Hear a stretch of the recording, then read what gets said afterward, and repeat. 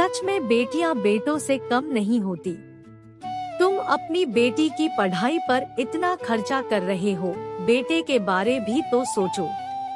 बुढ़ापे में असली सहारा तो बेटा ही बनेगा, नितिन ने छोटे भाई सुमित को समझाते हुए कहा। भैया, आजकल बेटा बेटी में कोई फर्क नहीं है, दोनों हमारी आँख के तारे हैं। हम दोनों को पढ़ने के बराबर अवसर देंगे, एक जैसी परवरिश करेंगे तो बुढ़ापे में बेटा ही क्यों, बेटी भी तो सहारा बन सकती है। सुमित ने बड़े भैया को अपनी बात समझाने की कोशिश की। तुम तो अजब बात कर रहे हो, क्या बेटी की शादी के बाद तुम बेटी के ससुराल जाकर रहोगे? ऐसा नहीं है भैया, जब हम दोनों बच्चों की एक जैसी परवरिश करेंगे, पढ़ाई के एक जैसे मौके देंगे तो बुढ़ापे में दोनों का फर्ज है माता पिता का ध्यान रखना। जब बच्चे खुद आत्मनिर्भर होंगे तो माता पिता का सहारा बनने के लिए उन्हें किसी पर आश्रित नहीं होना पड़ेगा। सुमित की पत्नी निकिता ने उनको समझाने की कोशिश की पर बात उनकी समझ में नहीं आई और वो उठकर चले गए। निकिता और सुमित ने किसी की बात नहीं सुनी और बेटी स्वाति को कोचिंग के लिए बाहर भेज दिया। स्वाति ने भी खूब मेहनत की और उसको एक अच्छे इंस्टीट्यूशन में दाखिला भी मिल गया।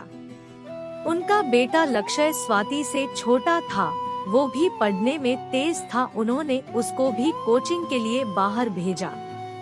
अपनी दीदी के नक्शेकदम पर चलते उसने भी खूब मेहनत की और उसको भी एक अच्छे इंस्टीट्यूशन में दाखिला मिल गया।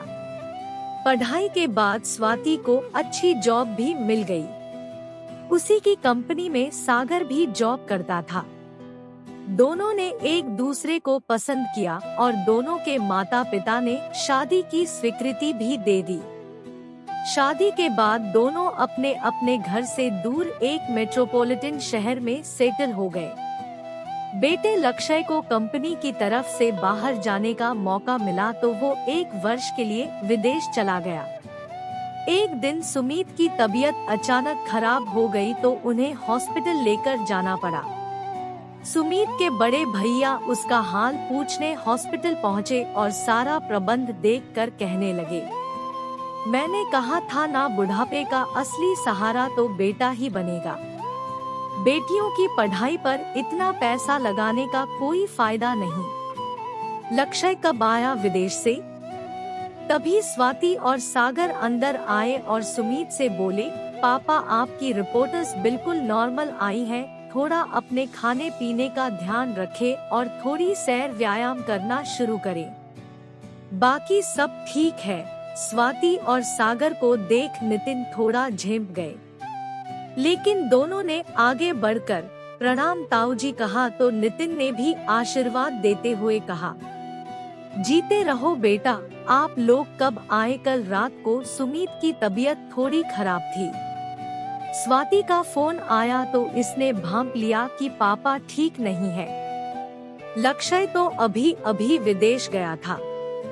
हमने इसे कहा भी कि सुबह सब चेक करवा लेंगे, पर दोनों स्वाति और सागर तो सुबह सुबह ही फ्लाइट से यहाँ पहुँच गए और खुद सारे चेकअप करवाए हैं, नितिका ने गर्व से बताया। तभी बेटे लक्ष्य का भी फोन आ गया, माँ पापा ठीक है क्या? मैंने छुट्टी के लिए एप्लीकेशन दे दी है, मंजूर होते ही निकलूंगा। नहीं बेटा, तुम्हें अभी एकदम आने की कोई जरूरत नहीं है। स्वाति और सागर है ना इधर, और तुम्हारे पापा भी ठीक है, अब सब टेस्ट ठीक है, चिंता की कोई बात नहीं। दीदी से बात कराओ मेरी, लक्ष्य ने कहा तो निकिता ने फोन स्वाति को पकड़ा दिया। दीदी सच बताना, पापा ठीक है ना? बिल्कुल ठीक है, तुम चिंता ना करो, मैं हूँ ना, आपके होते मुझे कोई टेंशन नहीं। मैं जानता हूँ आप मेरे से अच्छा पापा का ध्यान रखती हो, लक्ष्य ने कहा।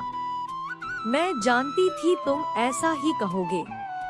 अच्छा फोन रखती हूँ, पापा को घर लेकर जाना है क्या? स्वाति ने फोन रख दिया और नितिन जी अपने कहे पर शर्मिंदा थे।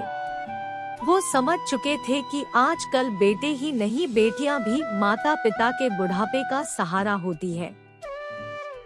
उन्होंने सुमीत और निकिता की परवरिश की सराहना की और स्वाति के सिर पर अपना आशीर्वाद भरा हाथ रखते हुए कहा, सच में बेटियां बेटों से कम नहीं होती। मैं गलत था और सुमीत और निकिता सही थे।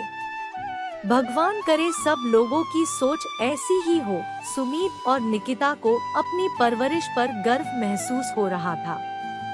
दोस्तों, जब बेटियां पढ़ लिख कर अपने पैरों पर खड़ी होती हैं, तो अपने माता पिता का सहारा भी बनती हैं, क्योंकि उनको अपने माता पिता के लिए कुछ करने के लिए किसी पर आश्रित नहीं होना पड़ता। दोस्तों, आपको यह रचना कैसी लगी, कृपया अपनी प्रतिक्रिया जरूर दें तथा मेरी अन्य रचनाओं को पढ़ने के लिए मेरे YouTube चैनल को सब्सक्राइब अवश्य करें। हमारी यह कहानी कैसी लगी लाइक एंड कमेंट करके जरूर बताएं। दोस्तों, कहानी पर आपके लाइक और कमेंट का इंतजार रहेगा। धन्यवाद।